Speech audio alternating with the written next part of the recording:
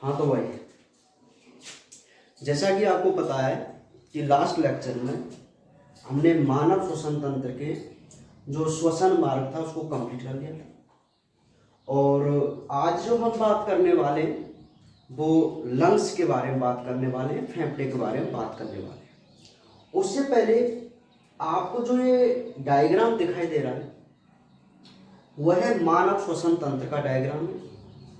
तो मानव श्वसन तंत्र के डायग्राम से एक बार हम अपनी थ्योरी को अगेन समझते हैं। देखिए, आरबीएससी बोर्ड में जो हमारा डायग्राम है वो कुछ इस प्रकार का है। तो अगर हम इसको और बढ़ाना चाहें तो आप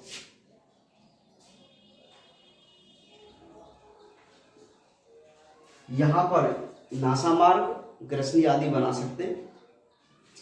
तो सबसे पहले हम नासा के बारे में बात करेंगे। नासा हमने जैसे देख लिया था कि भाई दो प्रकोष्ठों में बटा होता है, नासा पट द्वारा विभाजित होता है। इसमें बाल श्लेष्मा होते हैं जो धूल के कण, जीवाणु आदि को जाने से रोकते हैं। और टर्बाइनल अस्थियों का टेढ़ा मेढ़ा रास्ता होता है। पढ़ा था नहीं पढ़ा था? ग्रसनी हमारी बहुत नॉर्मल थी, जैसे नासा ग्रसनी, कंठ ग्रसनी, मुख ग्रसनी प्रकार की होती है। और कंठ की हमने बात की थी कि भाई कंठ एक त्रिभुजाकार आकृति का होता है और इसको चार उपास्थियां सहारा प्रदान करती हैं, जैसे थायराइड है, क्रिकोइड है, एरिथ्रोइड है और एपिग्लोटिस है। ये उपास्थियां इस कंठ को सहारा प्रदान करती हैं। फिर हमने श्वास नली के बारे में बात की थी। अभी आप देख सकते हैं कि ये तो कंठ है और ये जो आपको दिखाई दे रही है ये हमारी श्वास नली होती है, ट्रेकिया होती है। ठीक है, श्वास नली। तो ये जो श्वास नली होती है वो 12 सेंटीमीटर लंबी नली होती है। इस पर ये अपूर्ण सी आकार के छल्ले आप देख सकते हैं, अपूर्ण छल्ले। ये जो आपको दिखाई दे रहे हैं उपास्थि के सी आकार के छल्ले होते हैं। और ये जो श्वास नली होती है वो आगे चलकर, जैसा कि आपको दिखाई दे रहा है, यहां से एक इधर और एक इधर दो भागों में बट जाती है। और उन्हीं को हम क्या बोलते हैं, इधर वाला पार्ट है दायां, तो ये कौन सी श्वसनी है, दाईं श्वसनी। और इधर वाला जो पार्ट है वो बायां है, तो ये कौन सी श्वसनी है, बाईं श्वसनी। ठीक है, तो हमको श्वास नली में भी यही 3-4 पॉइंट लिखने थे। फिर हमने बात की थी श्वसनी के बारे में। श्वसनी में हमने लिखा था कि भाई जो श्वास नली होती है वो आगे चलकर दाईं श्वसनी और बाईं श्वसनी में विभाजित हो जाती है। और जो ये श्वसनी होती है, श्वसनी, अच्छा, ये जो आपको डायग्राम में ये जो संरचना आपको दिखाई दे रही है इसको हम श्वसनी वृक्ष बोलते हैं, रेस्पिरेटरी ट्री बोलते हैं, श्वसनी वृक्ष। अच्छा, इसको श्वसनी वृक्ष क्यों बोला जाता है? क्योंकि इसकी संरचना कुछ ऐसी लगती है जैसे कोई ट्री हो, पेड़ हो, है ना। तो ये भी एक चित्र है आपकी आरबीएससी किताब में। तो ये जो श्वसनी है, मैं यहाँ पर आपको बताता हूँ, हल्का सा डायग्राम बनाता हूँ, आप समझना।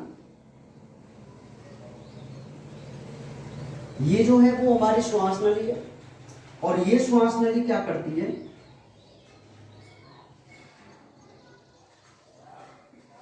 दो भागों में डिवाइड हो जाती है। ठीक है, ये जो दो भागों में डिवाइड हुई है इनको हम बोल सकते हैं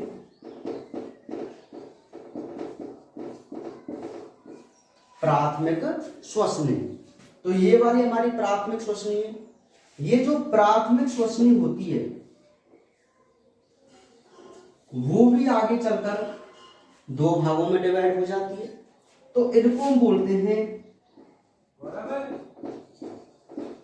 द्वितीयक श्वसनी। क्लियर है बात? तो ये तो प्राथमिक श्वसनी है और ये जो है वो है द्वितीयक श्वसनी। ये द्वितीयक श्वसनी भी अगेन दो भागों में डिवाइड हो जाती है, अगेन दो भागों में डिवाइड हो जाती है, जिनको हम बोलते हैं तृतीयक श्वसनी।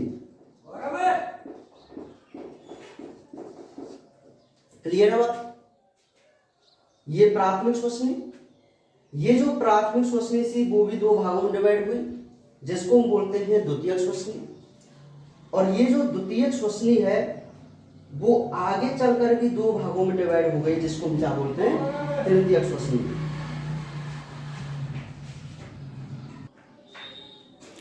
तो आपको दिखाई दे रही है, मैं आपको बता दूं, इसमें दो डायग्राम है। एक डायग्राम तो है मानव श्वसन तंत्र और एक डायग्राम है श्वसनी वृक्ष। ठीक है, तो ये जो मैं आपको बनाने जा रहा हूं वो एक श्वसनी वृक्ष का चित्र है। तो श्वसनी वृक्ष कैसे बनता है वो आप भली भांति देख सकते हैं कि सबसे पहले जो आपको दिखाई दे रही है वो कौन है, श्वास नली। ये श्वास नली आगे चलकर दो भागों में डिवाइड हो गई, जिसको हम क्या बोलते हैं, प्राथमिक श्वसनी बोलते हैं। ये प्राथमिक श्वसनी भी दो भागों में डिवाइड हो गई, जिसको हम क्या बोलते हैं, द्वितीयक श्वसनी बोलते हैं। ये द्वितीयक श्वसनी अगेन दो भागों में डिवाइड हुई, जिसको हम क्या बोलते हैं, तृतीयक श्वसनी बोलते हैं। ये जो तृतीयक श्वसनी होती है, ये जो तृतीयक श्वसनी होती है वो आगे चलकर छोटी छोटी श्वसनिकाओं में डिवाइड हो जाती है, इसको हम श्वसनिका बोल सकते हैं। श्वसनिका, बात समझना, ये तो प्राथमिक द्वितीयक तृतीयक श्वसनी थी और ये श्वसनी किस में डिवाइड हो गई है, श्वसनिका में। ठीक है, अच्छा, ये जो श्वसनिका होती हैं, ये जो श्वसनिका होती हैं वो कूपिका वाहिनी में, किसमें, कूपिका वाहिनी में। यहां पे मैंने थोड़ा सॉल्ट कर दिया है। ठीक है, हालांकि ये पहले श्वसन वाहिनी वगैरह में डिवाइड होती है। अब हम ये मान लेते हैं कि जो हमारी श्वसनिका होती है वो डायरेक्ट कूपिका वाहिनी में खुल जाती है, और ये जो कूपिका वाहिनी होती है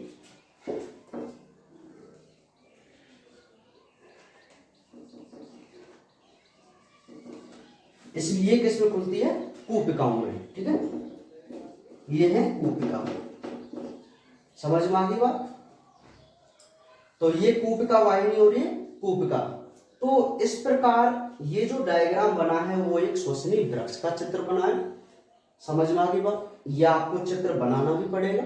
ठीक है, कई बार पूछ लिया भी जाता है कि श्वसनी वृक्ष का नामांकित चित्र बनाइए, तो ये हमारी श्वसनी वृक्ष का चित्र है।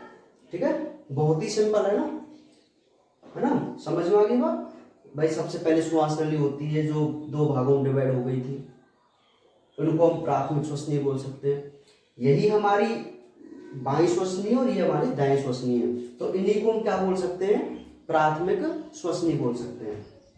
तो प्राथमिक श्वसनी के बाद ये द्वितीयक श्वसनी, ये तृतीयक श्वसनी, और ये फिर श्वसनिकाओं में, श्वसनिका कूपिका वाहिनी में, और कूपिका वाहिनी कहाँ उत्पन्न हो रही है, कूपिका में।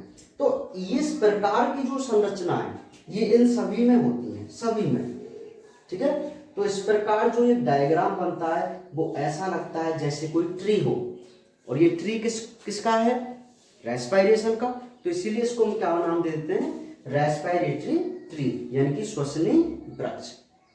क्लियर है, श्वसनी वृक्ष। रफ करो इसको। ये जो मैंने आपको लंग्स के अंदर जो चित्र बनाया है वो एक श्वसनी वृक्ष का है, जिसको मैंने यहां पर जूम आउट किया है। ठीक है, चलिए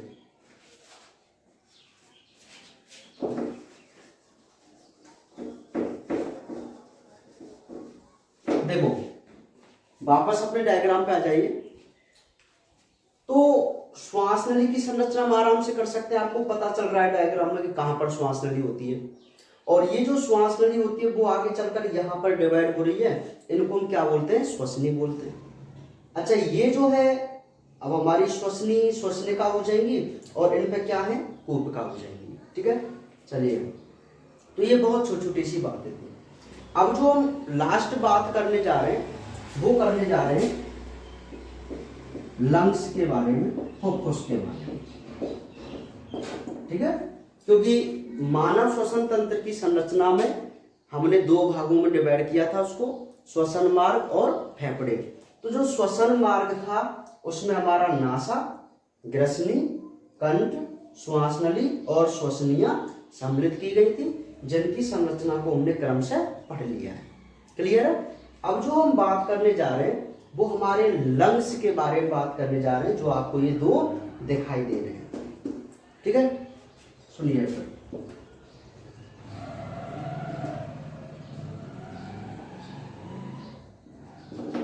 चलिए, तो लंग्स जो होते हैं, फुफ्फुस जो होते हैं, ये गुलाबी रंग के होते हैं।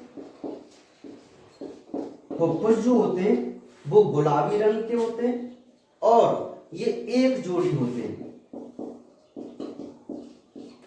फुफ्फुस एक जोड़ी होते हैं जो कैसे रंग के होते हैं, गुलाबी रंग के होते हैं। इसमें जो दायां फुफ्फुस होता है वो 3 भागों में डिवाइड होता है, जैसा कि आपको दिखाई दे रहा है, 1 भाग, 2 भाग और ये 3 भाग। जबकि बायां जो फुफ्फुस होता है वो 2 भागों में डिवाइड होता है। यही पॉइंट आपको लिखने पड़ेंगे।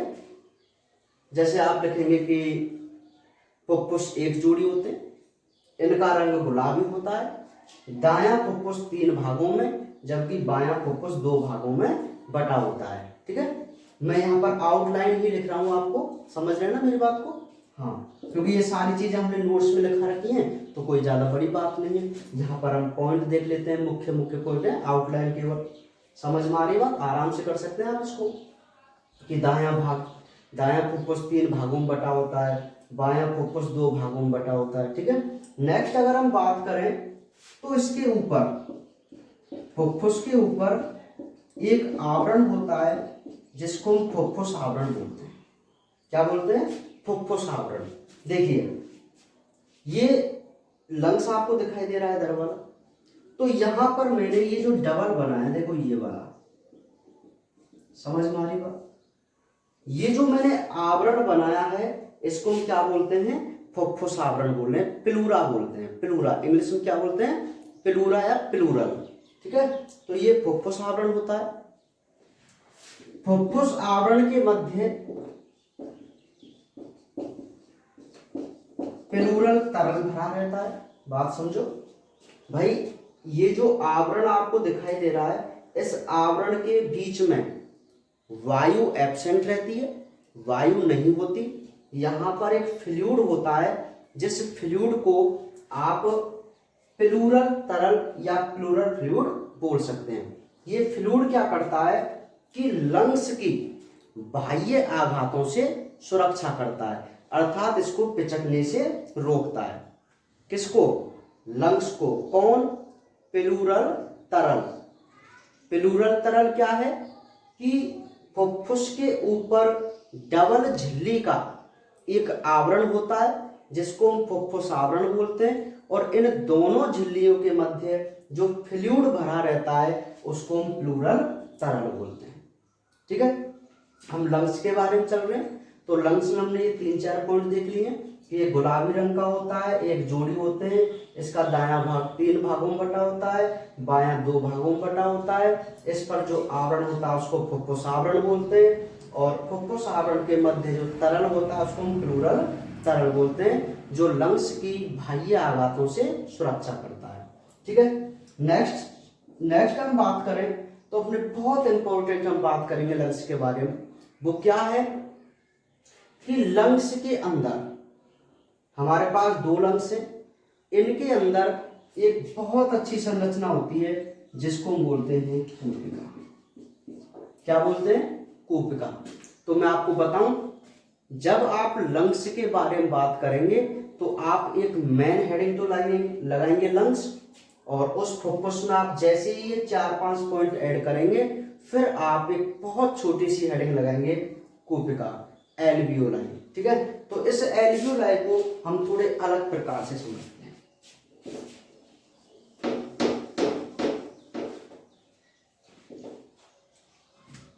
कूपिका,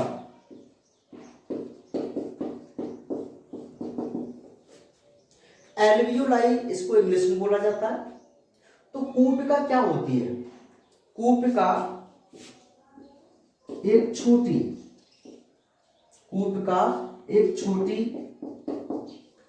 गोल संरचना होती है जिसका व्यास mm होता है। बात समझो। कूपिका में भी आपको एक दो पॉइंट बताने कि जो कूपिका होती है, या आप यूं कह सकते हैं कि जो श्वसनिका होती है, श्वसनिका आगे चलकर गोल संरचनाओं में खुलती हैं, जिनको हम क्या कहते हैं, कूपिका कहते हैं। ये बहुत छोटी और गोल संरचना होती हैं, जिनका व्यास कितना होता है, 0.2 mm होता है। ठीक है। और मुख्य बात कि यहां पर रुधिर केशिका होती है। कहां? कूपिका में। कूपिका में रुधिर केशिका होती है, अतः यहां गैसों का विनिमय होता है। तो आपको कूपिका में यही 3-4 पॉइंट ऐड करने थे कि श्वसनिका आगे चलकर छोटी छोटी गोल संरचनाओं में खुलती है, जिनको हम कूपिका कहते हैं। इनका व्यास 0.2 mm होता है और इनमें रुधिर केशिकाओं का जाल होता है, इसीलिए यहाँ पर गैसों का क्या होता है, विनिमय होता है। यानी कि जो श्वसन की प्रक्रिया होती है, श्वसन की जो प्रक्रिया होती है, वह प्रक्रिया पूरे लंग्स में, यानी कि पूरे श्वसन तंत्र में केवल यहीं पर होती है, कूपिका में। क्यों? क्योंकि कूपिका एक ऐसी संरचना है जिसके पास क्या होती है, रुधिर केशिका होती है। ठीक है। तो ये जो रुधिर केशिका होती है, वही गैसों का क्या करवाती हैं, एक्सचेंज करवाती हैं, आदान प्रदान या विनिमय करवाती हैं। तो कूपिका जो होती है वो श्वसन तंत्र की फंक्शनल यूनिट होती है, क्रियात्मक इकाई होती है। कई बार क्वेश्चन आ जाए कि श्वसन तंत्र की इकाई क्या है, तो वो कौन होती है, कूपिका होती है। क्लियर है बात? चलिए, तो आराम से लिख सकते हैं, नहीं लिख सकते। और जो संख्या की उनकी बात हो तो लगभग 60 करोड़, दोनों लंग्स में 60 करोड़ क्या पाई जाती है, कूपिका पाई जाती है। ठीक है। तो बात समझ में आ गई। अब यहां पर हमारा एक क्वेश्चन कंप्लीट है, जिसको हम बोलते हैं मानव श्वसन तंत्र की संरचना। बहुत ही सिंपल है। ठीक है। एक बार मैं फास्ट रिवाइज में आपको बता देता हूं कि मानव श्वसन तंत्र की संरचना की अगर हम बात करें तो इसको हमने 2 भागों में डिवाइड किया था। कौन कौन से? एक तो श्वसन मार्ग और एक फेफड़े किया था ना। फिर हम लगाएंगे श्वसन मार्ग। तो श्वसन मार्ग में हमने नासा, ग्रसनी, कंठ, श्वास नली और श्वसनी, ये 5 भागी पढ़ने थे। इनकी छोटी छोटी 2-2, 3-3 पॉइंट हमको लिखने थे। नासा के बारे में आप आराम से लिख सकते हैं, ग्रसनी में भी आप लिख सकते हैं। कंठ मैंने आपको बता ही दिया, त्रिभुजाकार होता है, 4 उपाधियां सहारा देती हैं, स्वर यंत्र बोलते हैं ना। श्वास नली 12 सेंटीमीटर लंबी नली है और इसमें सी आकार के अपूर्ण छल्ले होते हैं जो इसको पिचकने से रोकते हैं, और ये 2 भागों में डिवाइड हो जाती है। फिर हम बात करेंगे श्वसनी की, कि श्वास नली आगे चलकर 2 श्वसनियों में दाईं और बाईं में डिवाइड हो जाती है, होती है ना। और ये श्वसनी प्राथमिक, द्वितीयक, तृतीयक श्वसनी और श्वसनिका में जाकर विभाजित होती है ना। लिख सकते हैं, बहुत सिंपल है। फिर हम लास्ट बात कर रहे थे लंग्स के बारे में।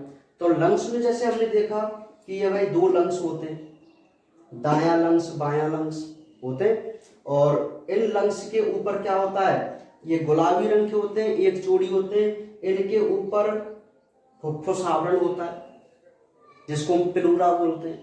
इस फुफ्फुस आवरण के मध्य कोई वायु नहीं होती, वायु नहीं होती। इसमें आवरण के मध्य एक तरल भरा रहता है, जिसको हम प्लूरल फ्लूइड बोलते हैं, जो इसकी बाह्य आघातों से सुरक्षा करता है। फिर हम लिखेंगे कूपिका, कि श्वसनिका एक छोटी गोल संरचनाओं में खुलती है, जिनको हम कूपिका कहते हैं।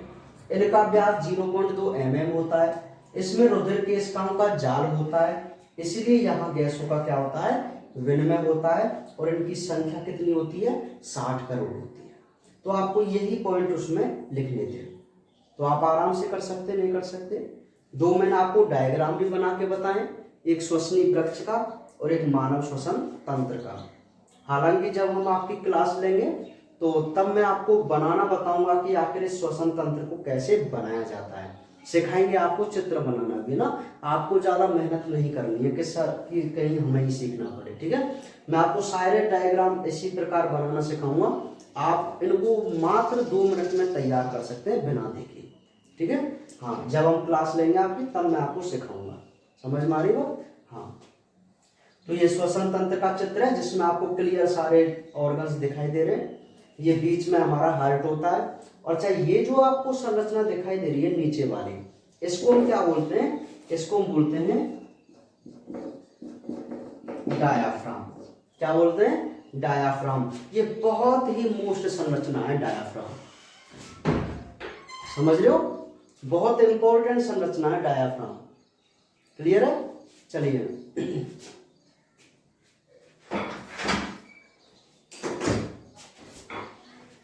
तो ये तो हमारा एक क्वेश्चन हो गया मानव श्वसन तंत्र की संरचना। ठीक है, तो रफ करें इसको।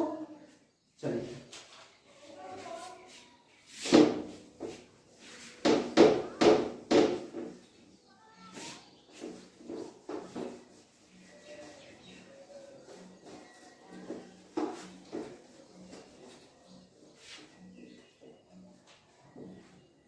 अब जो नेक्स्ट क्वेश्चन है वह है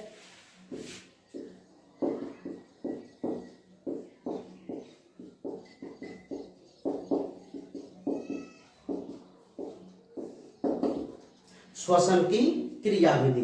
ठीक है, बहुत ही इंपॉर्टेंट क्वेश्चन है ये सेकंड क्वेश्चन चल रहा है। फर्स्ट क्वेश्चन था हमारा मानव श्वसन तंत्र की संरचना, और अब सेकंड क्वेश्चन में हम पढ़ रहे हैं कि श्वसन की क्रियाविधि को समझाइए। आपको बहुत अच्छी तरीके से ये समझना है। ठीक है, तो देखिए, श्वसन की क्रियाविधि जो होती है वो 2 चरणों में पूरी होती है। इसके 2 चरण है। फर्स्ट जो है वह है अंत्य श्वसन, सेकंड जो है वह है बाह्य श्वसन। ठीक है, इसको हम इंस्पायरेशन बोलते हैं और इसको हम एक्सपायरेशन बोलते हैं। बात समझो, श्वसन की क्रियाविधि की अगर हम बात करें तो उसको 2 चरणों में बांटा गया है। पहला है अंत्य श्वसन, सेकंड है बाह्य श्वसन। अंत्य श्वसन को हम इंस्पायरेशन बोलते हैं और बाह्य श्वसन को एक्सपायरेशन बोलते हैं। ठीक है, आपको पहले कुछ बातें समझनी होंगी इस क्रियाविधि को याद करने के लिए। ठीक है, या समझने के लिए। सुनिए, 4 शब्द आपको याद रखने हैं। देखिए, एक तो है संकुचन। संकुचन, एक है शिथिलन। संकुचन और एक है शिथिलन, 2 शब्द दिए हैं। और 2 हमारी पेशियां होती हैं, इंटरकॉस्टल और डायाफ्राम। इंटरकॉस्टल और डायाफ्राम, आपको ये 4 शब्द याद होने चाहिए पहले। संकुचन, शिथिलन, इंटरकॉस्टल और डायाफ्राम। अच्छा, संकुचन और जो शिथिलन है वो तो 2 क्रम है, और इंटरकॉस्टल और डायाफ्राम है, ये दोनों पेशियां हैं, मसल्स। ठीक है, अच्छा, इंटरकॉस्टल क्या है? इंटरकॉस्टल को हिंदी में बोलते हैं अंतरा परशुक। अंतरा परशुक, परशु का मतलब होता है पसलियां और अंतरा का मतलब बिटवीन, बीच में।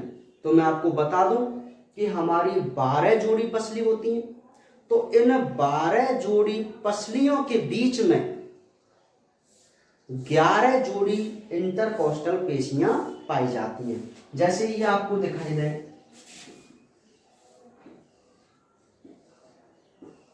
ये हमारी 2 पसली हैं, तो इन 2 पसलियों के बीच में एक्स शेप में, इन दोनों पसलियों के बीच में एक्स शेप में जो मसल्स होती हैं, उन मसल्स को हम क्या बोलते हैं?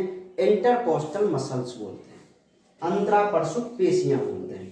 तो जब 12 जोड़ी मसल्स है, वो सॉरी 12 जोड़ी रिब्स हैं, तो आपकी इस प्रकार 11 जोड़ी ही तो बनेगी इंटरकोस्टल पेशी, है ना। तो हमारी 11 जोड़ी इंटरकोस्टल पेशी होती है। इंटरकोस्टल पेशी आप इतना ही समझो कि पसलियों के मध्य या जो दो पसली आपस में जिस मसल्स के द्वारा जुड़ती हैं उसको हम इंटरकोस्टल पेशी कहते हैं। और डायाफ्राम अभी आपने देखा ही था, ठीक है, समझ रहे हैं। ये जो डायाफ्राम है वो एक ऐसा पार्ट है जो हमारी, देखो मैं आपको बताऊं, यहाँ पर देखो, यहाँ जो ये गैप होता है ऐसे चलता हुआ जाता है ना, ये पसलियां हैं, तो पसलियों के बीच बीच में जैसे हम चलते हैं ऐसे, तो ये वाला हमारा डायाफ्राम होता है, ठीक है। तो ये डायाफ्राम क्या करता है? ये तो हमारी वक्ष गुहा है, चेस्ट कैविटी, और ये हमारी उदर गुहा है जिसको हम एब्डोमिनल कैविटी बोलते हैं। तो डायाफ्राम वक्ष गुहा और उदर गुहा को क्या करता है? अलग अलग करता है, ठीक है, समझ में आ गई। डायाफ्राम क्या होता है कि हमारी वक्ष गुहा और उदर गुहा दोनों को पृथक करने का कार्य करता है ना। तो अभी जो ये शब्द मैंने आपको बताए हैं 4, ये शब्द ही आपके इस क्रियाविधि को समझने के लिए काम में आएंगे, ठीक है, समझ रहे हैं। अब हम बढ़ते हैं अपने क्रियाविधि की तरफ और देखते हैं कि आखिर अंतः श्वसन कैसे होता है और बाह्य श्वसन कैसे होता है।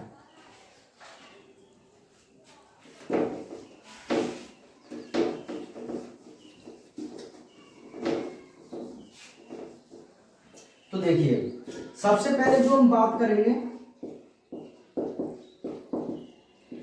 वह है अंतः श्वसन के बारे में बात करेंगे। किसके बारे में बात करेंगे? अंतः श्वसन। तो इसको पहले आप समझिए, देखिए वायु का क्या सिस्टम होता है कि वायु हमेशा अपने उच्च दाब से निम्न दाब की तरफ बहती है। एक वायुमंडलीय दाब होता है, वायुमंडलीय दाब को हम एटीएम से शो करते हैं, एटमॉस्फेयर से, ठीक है। तो वायुमंडलीय जो दाब होता है उस दाब के अकॉर्डिंग ही वायु का प्रवाह होता है। हमेशा ये हाई प्रेशर से लो प्रेशर की तरफ जाती है वायु, ठीक है। तो ये बहुत ही छोटी सी मैकेनिज्म है। जैसा कि सबसे पहले मैं आपको बताने जा रहा हूं अंतः श्वसन। भाई श्वसन की क्रियाविधि का एक इम्पोर्टेंट क्वेश्चन है, तो अब उसमें लिखेंगे कि जो श्वसन की क्रियाविधि होती है वो 2 चरणों में होती है। पहला है अंतः श्वसन और दूसरा है बाह्य श्वसन। तो हम सबसे पहले किसके बारे में बात कर रहे हैं? अंतः श्वसन के बारे में बात कर रहे हैं। और मैंने आपको 4 शब्द बताए थे, संकुचन, शिथिलन, इंटरकोस्टल और डायाफ्राम बताए थे ना। अब ये आपको कहाँ रिलेट करने हैं वो मैं आपको बताऊंगा अभी, तो सुनते जाइए आप। देखो, अंतः श्वसन यानी कि अंदर, तो अंदर हम कौन सी गैस लेते हैं? ऑक्सीजन लेते नहीं लेते। तो एक सबसे पहले हम पॉइंट लिखेंगे कि O2 को अंदर लेना, ऑक्सीजन को अंदर लेना ही क्या कहलाता है? अंतः श्वसन कहलाता है। O2 को अंदर लेना ही क्या कहलाता है? अंतः श्वसन कहलाता है, ठीक है, क्लियर है बात। अच्छा, फिर हम नेक्स्ट पॉइंट लिखेंगे, जब, अब बात समझना मेरी, ये जो मैंने 2 शब्द आपको इंटरकोस्टल और डायाफ्राम बताए थे, जो कि दोनों मसल्स थी, बताए थे, तो ये दोनों पेशियां एक साथ आपको लेकर चलनी है। और ऊपर के जो मैंने 2 शब्द आपको संकुचन और शिथिलन बताए थे, वो दोनों में एक एक को लेकर चलना है। दोनों में मतलब एक आएगा अंतः श्वसन में और एक आएगा बाह्य श्वसन में। तो सबसे पहले कौन सा शब्द था? संकुचन। तो जब सबसे पहले हम बात किसकी करेंगे, अंतःश्वसन की, क्योंकि आपको जीवन जीने के लिए सबसे पहले O2 की आवश्यकता पड़ती है, तो आप ऑक्सीजन को यानी कि अंतःश्वसन को प्राथमिकता देंगे, देंगे नहीं देंगे। तो पहला शब्द कौन सा था, संकुचन, क्योंकि मैं आपको इसलिए बता रहा हूं इन चीजों को, जब भी आप इसकी क्रियाविधि करते हैं तो कई बार हम कंफ्यूज हो जाते हैं कि भाई अंतःश्वसन में संकुचन हुआ था या शिथिलन हुआ था। तो ऐसे अगर हम कंफ्यूज भी हो गए और एक शब्द भी हमारा गलत हो गया, ये जो मुख्य शब्द है, तो हमारा पूरा ही आंसर गलत हो सकता है। ठीक है, तो इसी कंफ्यूज को दूर करने के लिए आपको याद रखना पड़ेगा कि सबसे पहले हम अंतःश्वसन करते हैं तो सबसे पहले दोनों पेशियों में क्या होना चाहिए, संकुचन होना चाहिए। क्या होना चाहिए, संकुचन। समझ में आ गई बात? तो सुनिए, अब जब इंटरकोस्टल और डायाफ्राम पेशी, बात समझो, जब इंटरकोस्टल और डायाफ्राम पेशी संकुचित होती हैं, बात समझिए। अब ये संकुचन शब्द बहुत इंपॉर्टेंट है, क्योंकि आपको फर्स्ट में ही बताना पड़ेगा कि ये जो दो पेशियां हैं इंटरकोस्टल और डायाफ्राम, इनमें संकुचन होता है या शिथिलन होता है। इसी पॉइंट पे हमारा आंसर डिपेंड करेगा। ठीक है, और ये मैंने आपको बता ही दिया है कि भाई जब भी आप अंतःश्वसन की बात करेंगे तो आप समझ लेना कि अंतःश्वसन पहली प्राथमिकता होती है, तो सबसे पहले इसमें संकुचन आएगा, है ना, जिससे आप आराम से कर सकते हैं। और दोनों पेशियां इंटरकोस्टल और डायाफ्राम, ये तो दोनों ही क्रियाओं में आएंगी, है ना।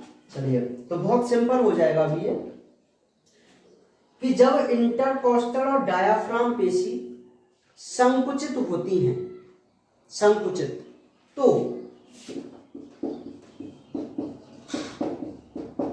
डायाफ्राम चपटा व पसली ऊपर उठ जाती हैं। बात समझो, जब इंटरकोस्टल और डायाफ्राम पेशी दोनों संकुचित होती हैं तो डायाफ्राम चपटा हो जाता है और पसली ऊपर उठ जाती है, जिससे वक्ष गुहा का आयतन बढ़ जाता है और फेफड़े फूल जाते हैं। इन लाइनों को आप पढ़िए और इनका मतलब आप समझिए। देखिए, वो ये कहता है कि जब इंटरकोस्टल और डायाफ्राम पेशी संकुचित होती हैं तो डायाफ्राम जो है वो चपटा हो जाता है, फ्लैट शेप में हो जाता है, और पसलियां ऊपर उठ जाती हैं।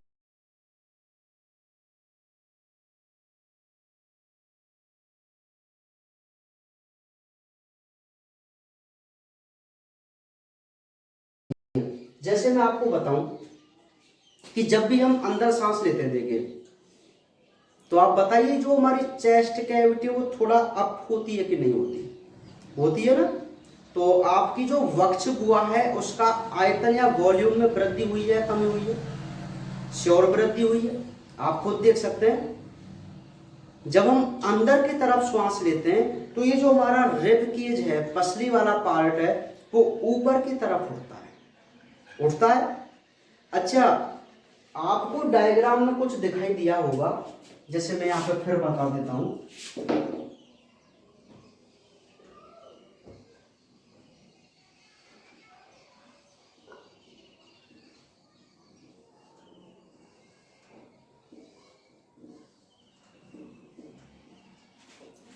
ये हमारे लंग्स थे, फेफड़े, और ये हमारा डायाफ्राम था, इसी प्रकार का था ना।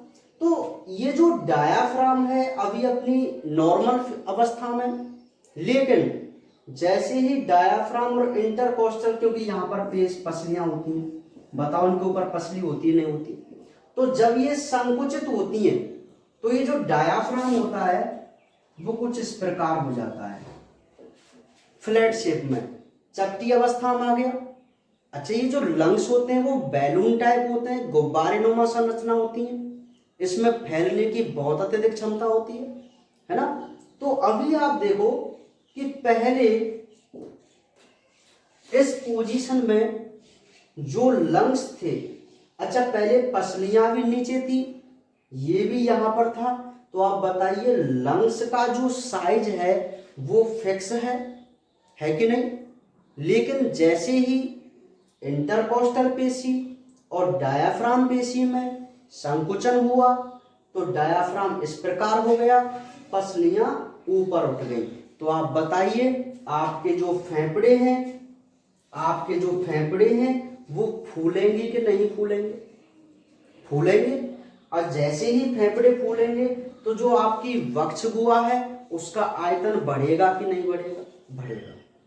तो यहां तक ये सब समझ में आ गया आपको लाइन, है ना। ये पूरी थ्योरी चल रही है जो आपको बिल्कुल नोट्सों में लिखनी है, ठीक है।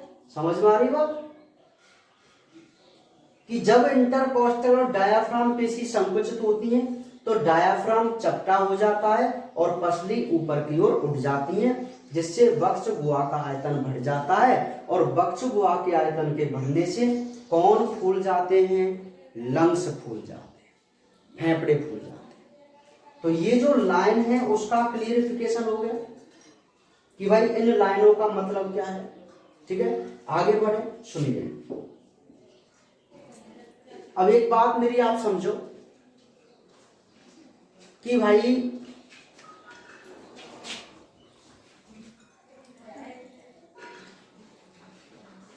प्रारंभ में ये लंग्स जब पिचकी हुई अवस्था में थे, या मैं ये कहूं अपनी नॉर्मल पोजीशन में थे फूलने से पहले, तो इनमें कोई ना कोई वायु भरी हुई होगी, किसी भी मान की किसी भी एटीएम की वायु भरी हुई होगी ना। तो उनका जो वायु दाब था उस समय वो कोई भी था, फिक्स था मतलब। लेकिन जैसे ही इन लंग्सों ने अपने साइज में वृद्धि की तो यहां का जो वायु दाब था वो स्वाभाविक ही कम होगा। अरे नहीं होगा क्या कम? जैसे मैं आपको बताऊं कि हम एक पॉलीथीन लेते हैं और उस पॉलीथीन को हम माउथ से हवा भर के, हवा दे के भरते हैं, तो आप क्या है उसको पूरी टाइट पोजीशन में नहीं कर पाते, है ना। तो हम उसको क्या करते हैं, कोल्ड करते हैं, ऐंठन लगाते हैं। तो ऐंठन लगाने से क्या होता है, उसका साइज छोटा होता है और वो फुल टाइट हो जाती है, ठीक है। अब उस टाइट पोजीशन में आप क्या करेंगे, अगर आप उस टाइट पोजीशन में हवा भरेंगे तो उस पॉलीथीन में हवा नहीं जाएगी। क्यों? तो उसका वायु दाब फुल है, या उसकी जो कैपेसिटी है उतना उसका वायु दाब है, ठीक है। लेकिन जैसे ही आप उसको ढीला छोड़ देते हो, कॉइल खोलते हो, तो आप मुझे बताइए वहां का वायु दाब कम होगा कि नहीं होगा? उस पॉलीथीन का होगा ना, नहीं होगा।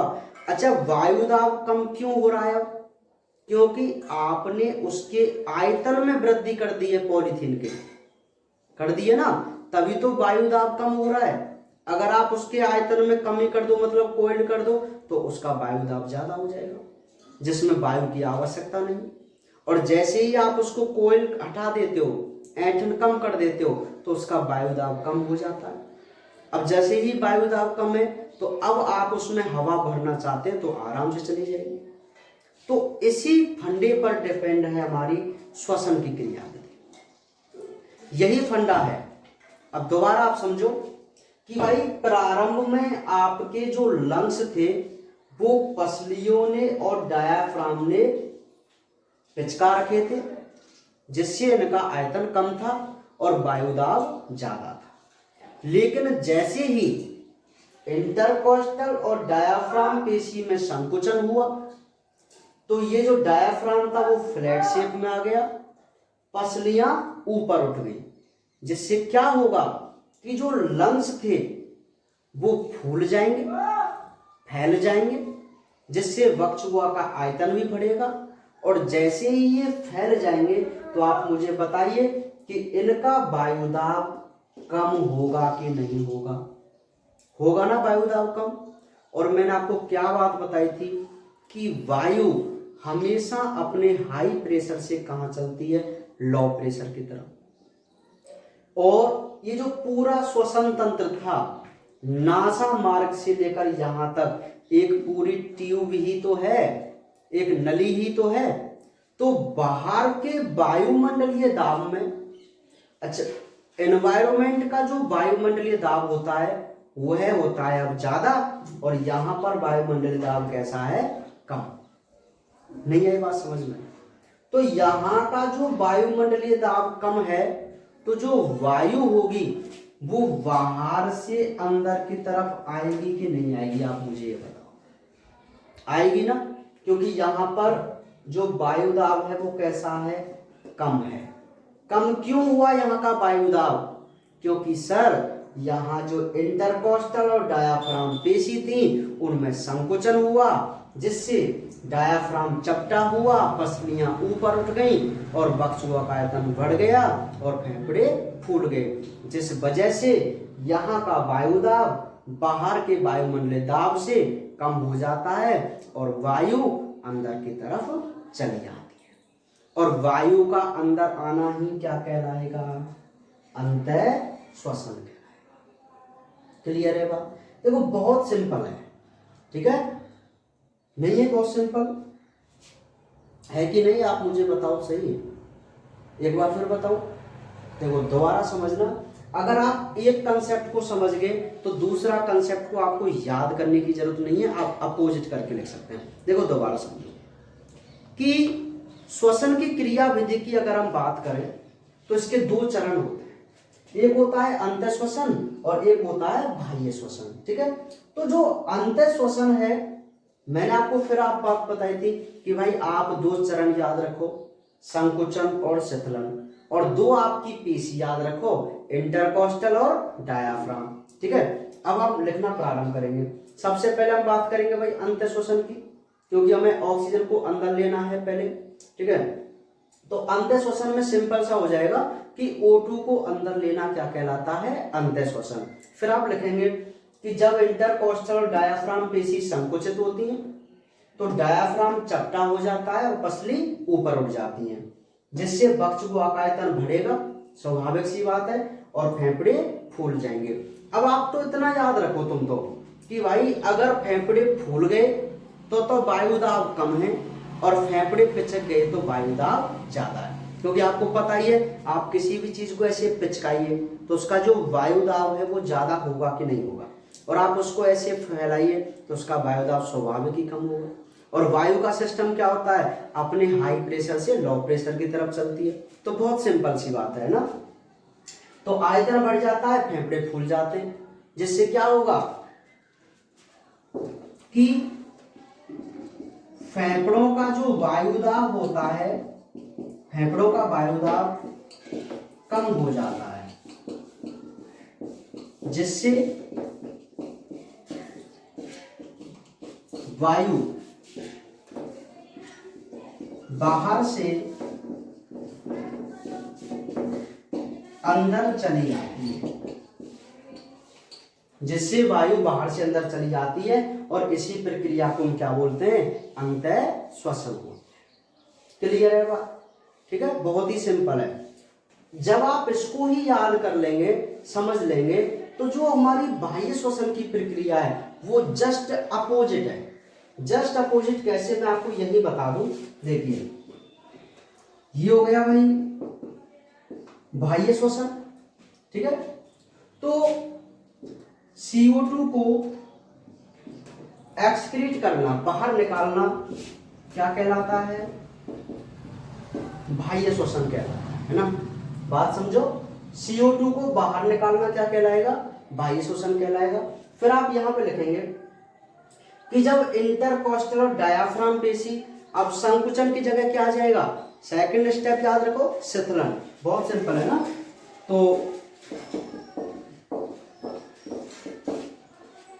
कि जब इंटरकोस्टल और डायाफ्राम पेशी शिथिल होती हैं तो डायाफ्राम और पसली बात समझो, डायाफ्राम व पसली, चलो मैं इसको रफ ही कर देता हूं।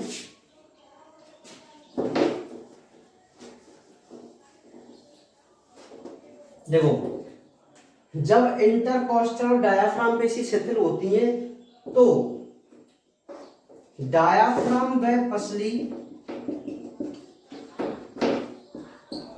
पूर्व अवस्था में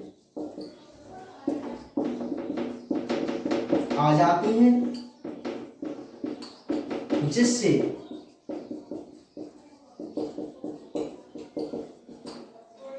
वक्ष गुहा का आयतन कम हो जाता है और फेफड़े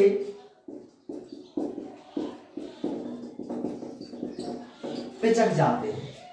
देखो वही थ्योरी है, थोड़ा सा चेंजमेंट है, क्योंकि आपको इतना समझ में आ गया कि भाई जब इंटरकॉस्टल डायाफ्राम पेशी शिथिल होंगे तो जो हमारा डायाफ्राम और पसली है वो पूर्व अवस्था में आ जाएंगे, मतलब बिल्कुल इसी पोजीशन में आ जाएंगे दोबारा से, ठीक है। और जब ये इसी पोजीशन में आ जाएंगे तो आप बताइए वक्ष गुहा का आयतन कम होगा कि नहीं होगा। आप कभी भी देखिए, ऐसे हम श्वास लेते हैं, देखो तो ये चेस्ट कैविटी बढ़ी है, बिल्कुल नॉर्मल पोजीशन में आ गई, तो बस यही तो है अंतर श्वसन बाह्य श्वसन, ठीक है। तो जब ये दोनों पेशी शिथिल होती हैं तो डायाफ्राम और पसली पूर्व अवस्था में आ जाती हैं और जिससे वक्ष गुहा का आयतन कम हो जाता है और फेफड़े पिचक जाते हैं। अब आप वापस याद रखो, जब आपके ये फेफड़े पिचक गए तो मैंने आपको बता रखा है कि जब भी कोई चीज पिचकती है तो उसका वायुदाब ज्यादा हो जाता है। तो जब ये पिचकते हैं तो इनका वायुदाब कैसा हो जाएगा, ज्यादा हो जाएगा, और बाहर का वायुदाब कैसा रहेगा, कम। तो अब क्या होगा, अब वायु अंदर से कहाँ निकलेगी, बाहर निकलेगी, और उसी प्रक्रिया को आप क्या बोल देते हैं, बाह्य श्वसन बोल देते हैं। कितना सिंपल है, ठीक है। नहीं आई बात समझ में, नहीं आई बात समझ में, बहुत सिंपल है ना। एक बार मैं फिर बता दूं, सबसे पहले अंतःश्वसन, O2 को अंदर लेना क्या कहलाता है, अंतःश्वसन। तो हमारे पास दो पेशी थी, इंटरकॉस्टल और डायाफ्राम, और दो हमारे पास चरण थे, संकुचन और शीतलन। बस आप इसी को याद रखना है ना। तो हम लिखेंगे अंतःश्वसन में कि जब इंटरकॉस्टल डायाफ्राम पेशी संकुचित होती है तो डायाफ्राम चपटा हो जाता है, पसलियां ऊपर उठ जाती हैं, है ना।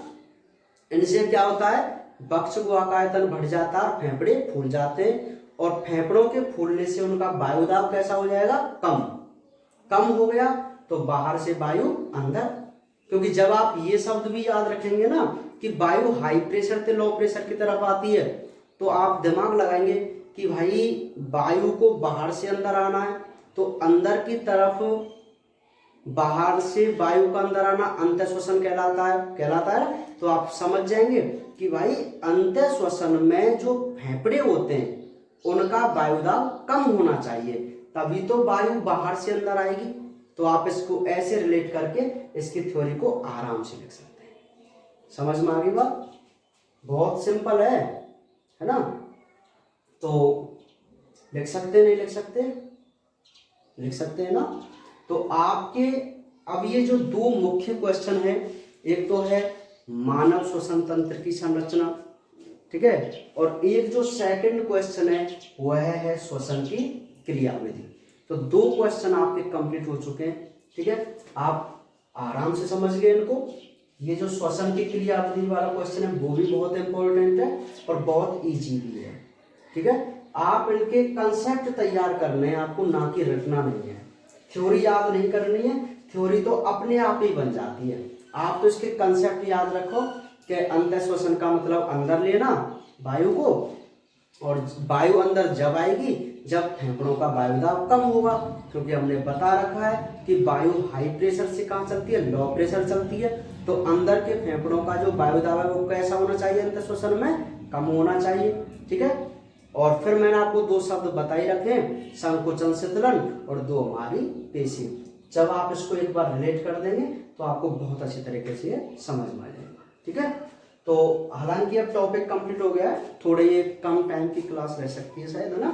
तो अगला जो टॉपिक है उसको हम कल ही स्टार्ट करेंगे, क्योंकि आज अगर हम उसको स्टार्ट कर देंगे तो उसमें टाइम ज़्यादा लग जाएगा, समझ रहे हैं। और फिर वो इतना इंटरेस्ट भी नहीं आएगा, है ना, क्योंकि उनको मैं एक साथ ही समझाऊंगा।